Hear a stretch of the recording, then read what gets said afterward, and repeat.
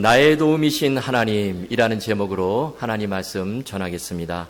자, 오늘 말씀은 시편 121편인데요. 성전에 올라가는 노래, 성전 순례시에 해당이 됩니다. 시편이 총 150편으로 되어 있는데요. 그 중에서 가장 아름답고 또 우리에게 놀라운 위로와 세임을 주는 그 두 개의 시편을 꼽으라면 아마 시편 23편과 오늘 이 본문 시편 121편을 꼽을 수 있을 것입니다.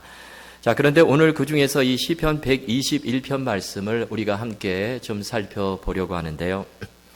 인류 최초로 달에 발을 디딘 이 닐 암스트롱이 있습니다. 자, 이분이요 아폴로 11호 우주선을 타고 나흘 동안 38만 4,400km를 날아가서 1969년 7월 20일에 달에 최초로 도착을 했습니다. 그런데 들려지는 얘기에 의하면 이때 닐 암스트롱이 달에 도착해서 낭송한 시편이 바로 이 시편 121편이었다고 합니다. 내가 산을 향하여 눈을 들리라. 나의 도움이 어디서 올꼬? 나의 도움은 천지를 지으신 여호와에게서로다. 암스트롱은요 인류 역사상 가장 높은 곳에 올라서 이 달에서 이 시편 121편 이 노래를 부른 사람이 된 것이죠.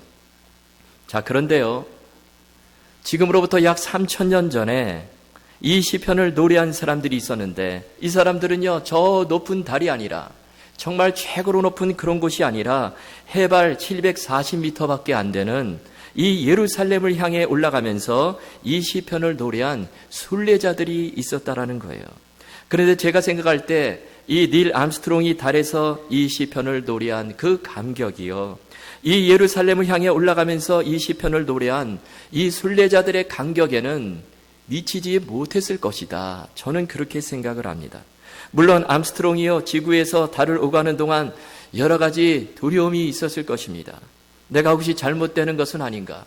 내가 혹시 우주선을 타고 갔다가 지구로 못 돌아오는 것은 아닐까? 그런 두려움이 있었을 거예요. 그래서 그런 상황에서 나의 도움은 어디서 올까? 나의 도움은 천지를 지으신 여호와에게서로다. 이 시편을 그렇게 낭송했을 것입니다. 그런데요, 지금으로부터 3,000년 전에 이 시편을 노래하면서 예루살렘 성전을 향해 발걸음을 옮기는 그 순례객들의 마음은 어떠했을까요? 그들은요 당시 세계 곳곳에서 이 절기를 지키기 위해 지금 예루살렘 성전을 향해 순례의 길을 떠난 사람들이었는데요, 그 길이 절대로 쉬운 길이 아니었다라는 것입니다. 어떤 경우에는 온 가족이요 일상생활을 다 중단해버리고 하던 일을 다 정리하고 떠난 그런 순례의 길이었을 것입니다. 오늘날로 하면 다니던 회사, 직장을 다 그만두고요 떠난 경우도 있었을 것입니다. 한 가정이요 경제적으로 참으로 막대한 희생을 치르면서 걸어간 길이었을 거예요. 뿐만 아니라 이때 순례객들은요 뭐 비행기를 타고 자동차를 타고 산과 바다를 구경하며 그렇게 간 것이 아니라 산과 광야를 걸어서 배고픔과 추위와 더위를 견디어가면서 때로는 생명을 걸고 그렇게 간 순례의 길이었다는 것입니다. 그러나 그 가는 길에서 오직 살아계신 하나님 한 분을 만난다는 그 기쁨에, 그 감격에 나의 도움이 어디서 올까? 천지를 지으신 여호와에게서로다. 이 믿음을 고백하며 이렇게 이 시편을 고백하며 하나님만 바라보고 그 순례의 길을 떠난 것입니다. 그래서 이 시간 저와 여러분이 이때 당시에 그 예루살렘 성전을 향해 올라가는 그 순례객들이 되어서 내가 그 한 사람의 순례자가 되어 이 시편의 말씀을 우리가 생각해 보았으면 좋겠습니다. 오늘 시편을 보면 대전제가 있어요. 그것이 바로 1절, 2절의 말씀인데요. 이 두 구절이 오늘 이 시편 전체를 지배를 하고 있습니다. 그 말씀이 어떻게 되죠? 내가 산을 향하여 눈을 들리라. 나의 도움이 어디서 올까? 나의 도움은 천지를 지으신 여호와에게서로다. 여기 시편의 시인이요 나의 도움은 어디서 올까? 이렇게 스스로 자문하고 있는데요. 그런데 그 도움은 바로 여호와에게서로다. 하나님에게서로부터 온다. 이렇게 단언을 하고 있다라는 거예요. 여러분 그렇습니다. 우리가 살면서 우리의 도움은 하나님께로부터 오는 거예요. 우리 모든 인생의 키는 우리 하나님께서 쥐고 계신다라는 것입니다. 저는 이 말씀이 참으로 은혜가 되고 감동이 돼요. 나의 도움은 어디서 올까? 물질로부터 오는 것도 아니고 유력한 사람들에게서 오는 것도 아니고 오직 살아계신 하나님, 전능하신 하나님께로부터 온다라는 것입니다. 여러분, 우리가 사시면서 가장 유력한 사람에게서 도움을 받으신 적이 언제이십니까? 아마 한번 떠올려 보시면 그런 경우가 있었을 거예요. 제 기억에도 예전에 제가 말씀드린 것 같은데요. 유력한 사람에 제가 도움을 한번 받은 적이 있었습니다. 제가 미국에 처음 유학을 올 때 그때 이 학생 비자가 잘 안 나오던 때였어요. 거부가 될 때였는데요. 그런데 미국 대사관에 그 유학 비자를 냈는데요. 거부가 되었어요. 그런데 그때 저에게 도움을 준 분이 있었는데 누구냐면 당시 고위직이었습니다. 청와대 정무수석이었어요. 물론 제가 그분을 전혀 알지를 못합니다. 그런데 어떻게 연결이 되어 그분이 저를 위해 추천서를 써줘가지고 비자를 받아서 미국에 무사히 들어올 수 있었는데요. 그런데 그때뿐이에요. 지금 그분이 무엇을 하는지 알지를 못합니다. 그분이 그 자리에 계속 있는지 알지를 못해요. 여러분, 우리가요, 유력한 사람의 도움을 영원히 받을 수 있는 게 아니라는 것입니다. 사람의 도움은 다 한계가 있어요. 권력도 잠시 있다가 사라지는 안개와 같다는 거예요. 그런데 오늘 시편의 시인은요, 나의 도움은 천지를 지으신 여호와에게서로다, 이렇게 고백을 하고 있어요. 자, 그런데 여호와 앞에 어떤 말을 붙이고 있습니까? 천지를 지으신 이 말을 붙이고 있어요. 참으로 놀랍고 위로가 되는 말씀이죠. 여러분, 우리가 믿는 하나님은 어떤 분이십니까? 천지를 지으신 분이세요. 온 우주 만물을 창조하신 창조주가 되신다는 거예요. 창세기에 보면 하나님께서 6일 동안 우주 만물을 창조하시는데요. 말씀 한마디로 그렇게 온 우주 만물을 창조하셨습니다.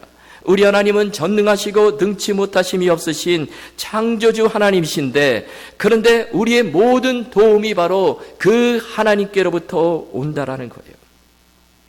여러분, 우리 도움은 피조세계로부터 오는 것이 아닙니다. 하나님 외에 이 세상의 모든 것들은 다 피조물이죠. 피조물이 피조물을 돕는 데는 한계가 있습니다. 피조물이 피조물을 완전하게 도울 수가 없어요. 끝까지 도울 수 없습니다. 그러나 우리 하나님은 창조주 하나님, 그 창조주 하나님을 나의 인생의 도움으로 삼는 사람은 참으로 복된 인생을 살 수 있다는 것입니다. 로마의 시저 황제가요, 배를 타고 바다를 건너가고 있었습니다. 그런데 큰 풍랑을 만나게 돼요. 그러자 이 시저 황제를 태우고 가던 그 사공들이요, 무서워서 막 벌벌 떱니다. 그때 이 시저 황제가 이런 말을 해요. 너희들이 지금 황제 시저를 운반하고 있는데 저 풍랑을 두려워할 필요가 없다. 그러면서 사공들을 위로했다고 합니다. 여러분, 그렇습니다. 여러분, 시저 황제가 지금 이런 말을 했는데요. 그렇다면 저와 여러분의 인생에는 누가 함께 계십니까? 시저 황제가 아니라 우리는 천지를 지으신 온 우주 만물의 주인이 되신 살아계신 하나님이 함께 하세요. 그래서 우리가 살아가는 그 인생의 거친 풍랑이 몰아닥칠 때, 인생의 거친 파도가 일어날 때 천지를 지으신 살아계신 하나님이 나와 함께 계심을 믿으시고 그 하나님께 도움을 구하라는 것입니다. 자, 그러면 천지를 지으신 하나님께서 구체적으로 하나님의 자녀들을 어떻게 도우실까요? 오늘 본문은 크게 두 가지로 말씀하고 있는데요. 첫째는 우리를 실족하지 않게 하신다는 것입니다. 자, 3절을 보십시오. 여호와께서 너를 실족하지 아니하게 하시며. 실족하다, 무슨 뜻입니까? 이것은 길을 가다가 발을 잘못 디뎌가지고 넘어지는 것이 바로 실족하는 것이죠. 실제로 길을 가면서 발을 잘못 디뎌가지고 넘어지고 발을 다치고 몸을 다치는 경우가 있죠. 특별히 골짜기 같은 데 걸어가다가요, 발을 잘못 디뎌가지고 저 골짜기 낭떠러지 밑으로 굴러떨어져가지고 목숨을 잃는 경우도 있습니다. 여러분, 그런데 우리가 인생 살면서 마찬가지로 넘어질 때가 있어요. 실족할 때가 있습니다. 우리가 연약한 사람이기 때문에 그래요. 그런데 오늘 본문에 보면 하나님께서 너를 실족하지 않게 하신대요. 그렇다면 여러분, 이 말씀의 의미가 무엇일까요? 우리는 실족하고 넘어질 때가 있는데 하나님께서 우리를 실족하지 않게 해주신대요. 그러면 이 약속의 말씀이 틀린 것입니까? 그렇질 않아요. 여러분, 하나님을 믿는 사람도, 하나님의 자녀도 세상 살면서 때로는 실족할 때가 있지만, 그러나 중요한 것은 이 말씀의 의미는 하나님의 도움으로 그 실족이 끝이 아니라 새로운 시작이 되게 하신다라는 거예요. 그 실족으로 끝나버리는 것이 아니라, 그 실족의 아픔과 상처에서 헤어나오지 못하는 것이 아니라, 그 과정을 통해서 살아계신 하나님 더 의지하게 하고 더 성숙한 믿음의 사람으로 우리 하나님께서 만들어 주신다라는 거예요. 또 실족한 곳에서 우리가 알지 못하는 놀라운 새로운 길을 우리 하나님께서 열어 주신다라는 것입니다. 여러분, 이것이 바로 너로 실족하지 않게 하시며 이 말씀의 의미예요. 여러분, 그래서 우리는요, 하나님이 끝났다고 하시기 전까지는 절대로 끝난 것이 아닙니다. 내가 지금 잠시 실수하고 잘못해서 그렇게 수렁에 빠졌다 할지라도 나의 도움은 천지를 지으신 여호와에게서로다, 이 말씀 붙들고 끝까지 하나님 바라보며 의지하며 나아가는 자는 그 실족이 놀라운 새로운 시작으로 연결이 된다라는 것입니다. 어떤 청년이요, 등산을 갔다가 아주 어두운 밤에 산속에서 길을 잃어버렸습니다. 산을 내려와야 되는데 도저히 길을 찾을 수가 없어요. 이리저리 헤매는데요, 헤매다가 보니까 자기 자리에 그대로 와 있습니다. 근데 손에 손전등 하나가 있었어요. 그 손전등 켜봤자 뭐 빛이 멀리 가지 못하죠. 그런데요, 발을 헛되져 가지고 넘어지는 바람에 뭐 돌뿌리에 걸려 가지고 그렇게 넘어져 가지고요, 그 손전등마저 그냥 깨어져 버렸습니다. 이 청년은요, 지금 두려움이 엄습해 옵니다. 내가 지금 길을 찾아야 되는데 이 산에서 내가 죽겠구나, 그런 생각을 하며 그때 하나님께 기도를 합니다. 하나님, 살려주십시오. 제가 산에서 길을 내려가야 되는데 이 위기를 만났는데 어쩌면 좋겠습니까? 이 위기에서 저를 건져주십시오. 간절히 기도를 해요. 그런데 설상가상으로 비까지 쏟아지는 거예요. 비가 막 억수로 쏟아집니다. 그리고 게다가 천둥까지 막 콱 그렇게 막 치는 거예요. 너무 무서워가지고 이 청년이 한 발자국도 움직이지 못하고 있는데, 그런데 그 가운데서도 계속해서 기도하며 하나님의 도움을 바라보며 그렇게 정신을 차리고 보니까 번개가 한번 쾅 칠 때마다 산 밑이 그냥 훤하게 보이는 거예요. 그런데 여러분, 번개가 한 번만 치는 게 아니에요. 번개가 계속해서 쾅쾅 치는데 보니까요, 번쩍번쩍하니까 그 산 밑에 길이 저 밑까지 그냥 다 훤하게 보이더라는 것입니다. 그래서 번개가 비춰주는 길을 따라 산을 무사히 내려오게 되었습니다. 그때 이 청년이 깨달아요. 번개가 공포의 대상이 아니라 좋은 길잡이가 될 수도 있구나. 어떤 경우에서도 살아계신 하나님께 구하면 하나님께서 번개를 이용하셔서 나를 도와주시는구나, 그 체험을 하게 되었다라는 것입니다. 여러분, 마찬가지죠. 우리 인생길 가면서 캄캄하고 비가 쏟아질 때, 게다가 번개까지 칠 때 우리는 이것이 끝이 아닐까, 그런 생각을 할 때가 있죠. 그러나 여러분, 천지를 지으신 하나님을 나의 도움으로 삼는 사람은 그 막다른 골목이, 그 벼랑 끝에 선 그 자리가 새로운 시작이 될 수 있다는 것입니다. 여러분, 오늘 시편 121편에서 우리 하나님께서 말씀하십니다. 하나님은 우리를 실족하지 아니하게 하시리로다. 여러분, 우리 하나님은 그 모든 것을 합력해서 선을 이루시는 분이세요. 그러므로 우리가 살면서, 인생길 걸어가면서 나의 도움은 오직 천지를 지으신 여호와에게서로다, 이 말씀을 붙잡으시고 어떤 상황 속에서도 낙심하지 마시며 끝까지 하나님 바라보시고 믿음의 길을 걸으시는 저와 여러분 다 되실 수 있기를 주님의 이름으로 축원합니다. 두 번째로, 우리 하나님이 우리를 어떻게 도와주실까요? 쉬지 않고 지켜주십니다. 3절 하반절과 4절을 보십시오.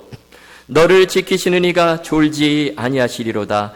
이스라엘을 지키시는 이는 졸지도 아니하시고 주무시지도 아니하시리로다. 아멘.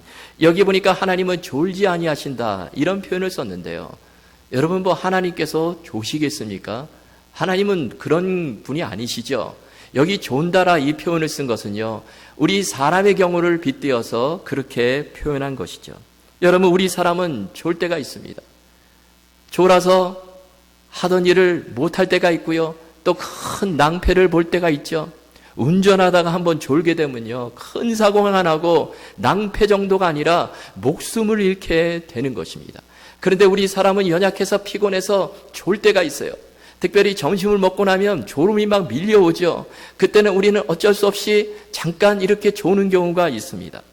그러나 우리 하나님은 절대로 졸지 아니하신다는 거예요. 절대로 한순간도 쉬지 않으신다는 것입니다. 그런데 그 앞에다가 이스라엘을 지키시는 이는 졸지도 주무시지도 아니하시리로다, 이런 말을 붙였어요. 여러분, 그렇습니다. 우리 하나님은 이스라엘을, 하나님께서 택하신 자들을, 하나님의 자녀들을 쉬지 않고 돌보아 주세요.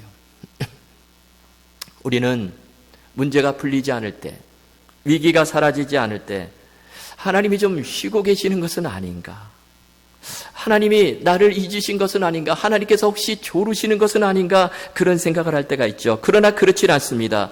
여러분, 우리 하나님의 보호와 돌보심은 쉼이 없으세요.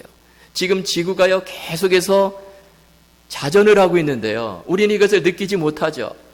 계속해서 자전하며 태양 주위를 돌고 있습니다. 한순간도 멈추지 않아요. 여러분, 마찬가지로 우리 하나님은 한순간도 쉬지 않으시고 저와 여러분을 위해 일하십니다.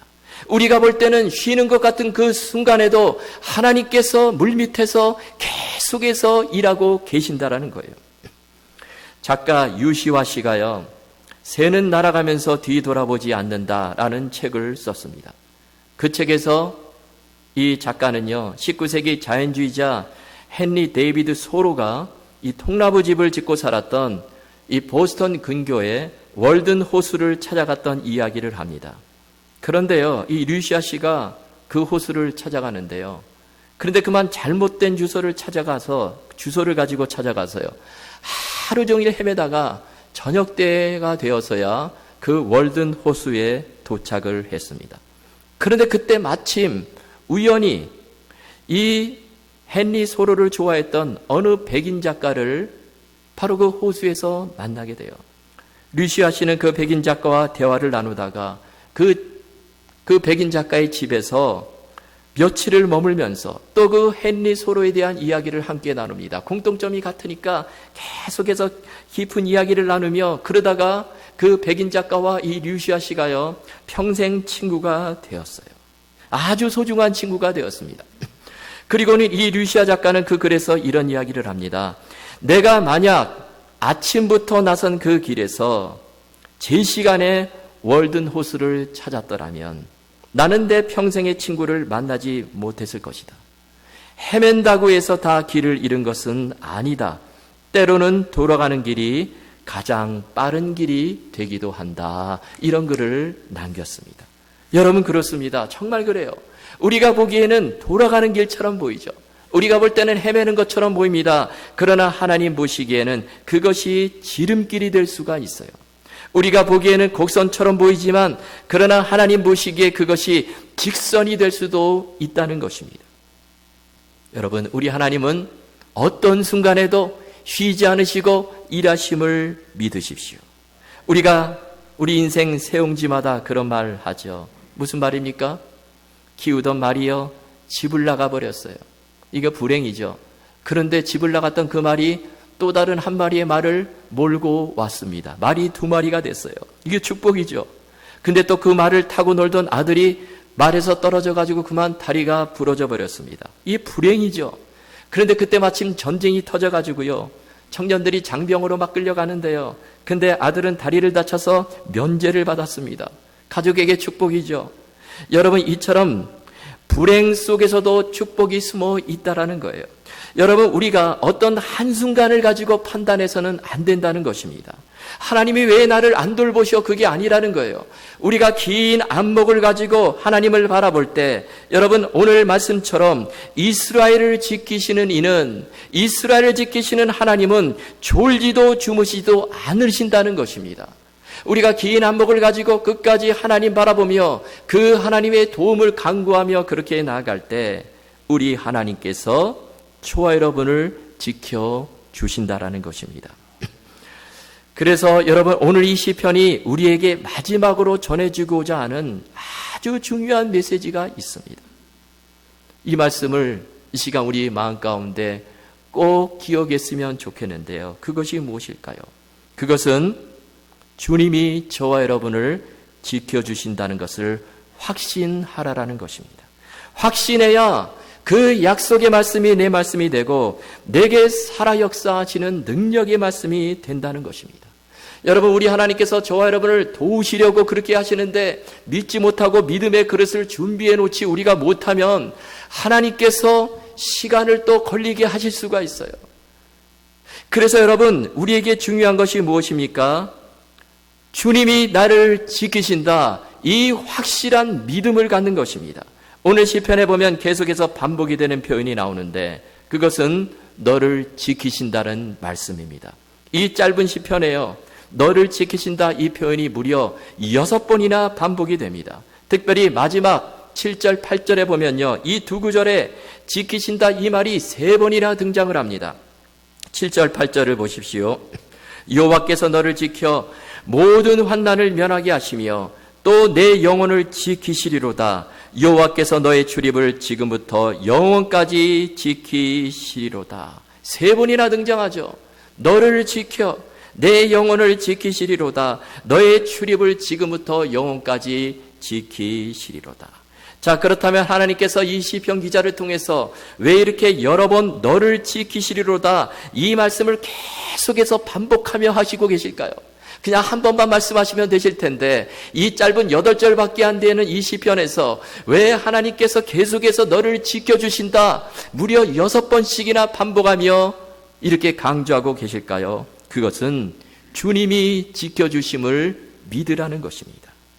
여러분, 우리가 하나님의 말씀을 믿지 못하면, 확신하지 못하면 우리는 여전히 흔들리고 불안하고 두려움 가운데 살아갈 수밖에 없을 것입니다. 그래서 중요한 것이 무엇입니까? 하나님이 나를 지켜주신다, 이 말씀에 대한 확신을 갖는 것입니다. 제가 처음에 그 말씀을 드렸죠. 예루살렘 성전을 향해 떠나는 순례객들, 그 길이 절대로 쉬운 길이 아니었습니다. 내 삶을 포기해야 되고 또 때로는 생명까지 내놓아야 하는 그런 순례의 길을 걸어가는데요. 그런데 그럼에도 불구하고 그들이 그 길을 걸어갈 수 있었던 그 힘은 하나님이 나를 지켜주실 것이다, 이 믿음 하나 가지고 그 순례의 길을 떠나는 거예요. 여러분, 지금 우리도 인생 순례의 길을 지금 걸어가고 있습니다. 우리가 걸어가는 인생길에 여러 가지 위기와 문제, 위험이 도사리고 있어요. 그런데 그때 우리에게 정말 필요한 것이 무엇일까요? 바로 하나님이 나를 지켜주신다, 이 믿음을 갖는 것입니다. 그래서 이 시편에서 그 믿음을 가지라고, 이 믿음이 참으로 중요한 보배이기에 무려 6번이나 하나님께서 너를 지켜주신다, 이 말씀을 계속해서 반복하고 있다는 것입니다. 시편 57편에 보면 다윗이 이렇게 고백을 하죠. 7절 말씀입니다. 내 마음이 확정되고 내 마음이 확정되었사오니 내가 노래하고 내가 찬송하리이다. 무엇이 확정되었다는 것입니까? 내 마음이, 하나님을 믿는 내 마음이, 그 마음이 확정되었다는 거예요. 나는 어떤 어려움 속에서도 하나님을 믿기로, 하나님을 신뢰하기로 확정해버린 것입니다. 이 시편의 배경이 있죠. 어떻습니까?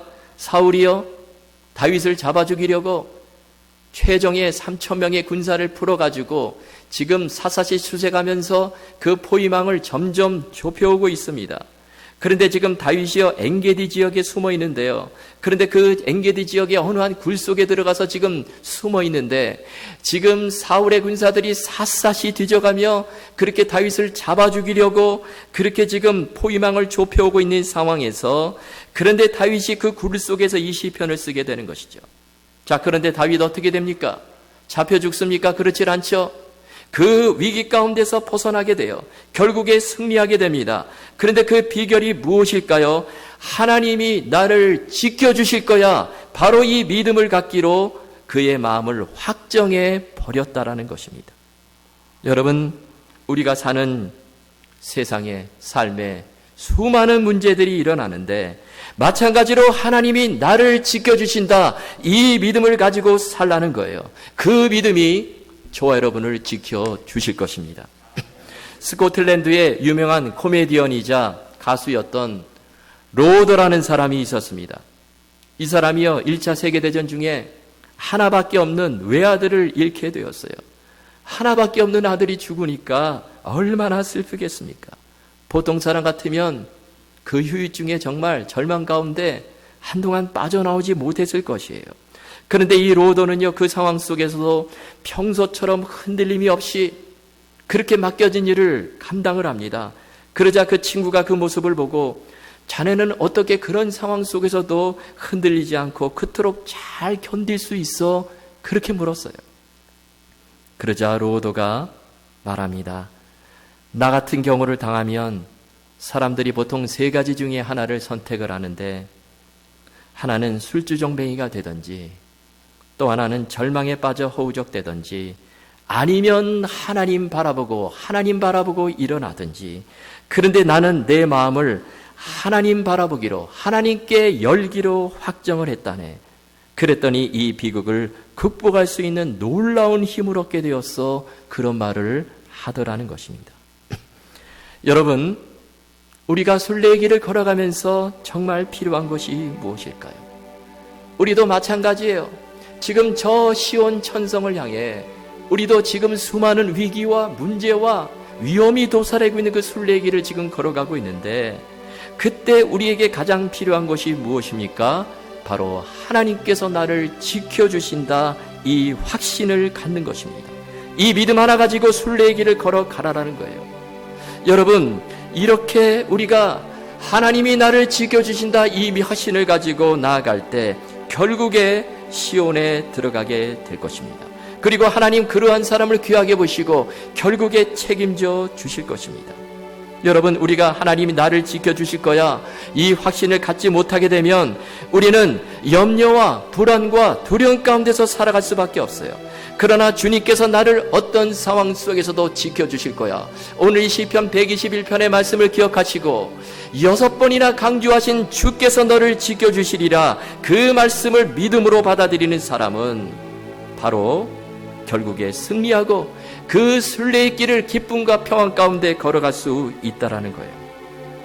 그래서 찬송가의 가사처럼 여러분, 믿음이 이기는 것입니다. 그런 후렴 가사가 있죠. 믿음이 이기네, 믿음이 이기네, 주 예수를 믿음이 온 세상 이기네.